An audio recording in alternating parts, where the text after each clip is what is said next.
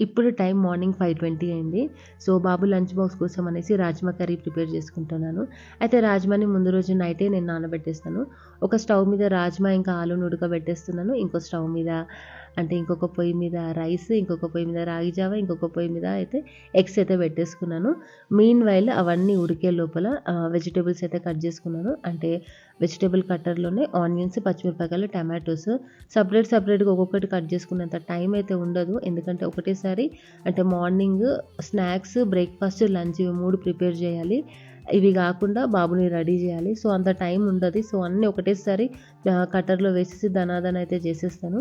ఆహ్, కూర తాలింపు వేసేసుకొని రాజ్మాని గూడా వేసేసి ఉడకబెట్టుకున్న ఆలూని గూడా వేసేసి కొన్ని వాటర్ పోసేసుకొని మసాలా ఇంగ్రీడియంట్స్ అన్నీ వేసేసి ఆయిల్ సెపరేట్ అయ్యేంత వరకైతే ఫ్రై చేసుకోవాలి. అదే టైమ్ టేకింగ్. కర్రీ మాత్రం చాలా బావుంటది. ఎప్పుడైనా డీటెయిల్ రెసిపీ అయితే పెడతాను. సో, ఇంత హడావిడి ఉంటది మార్నింగ్ బాబు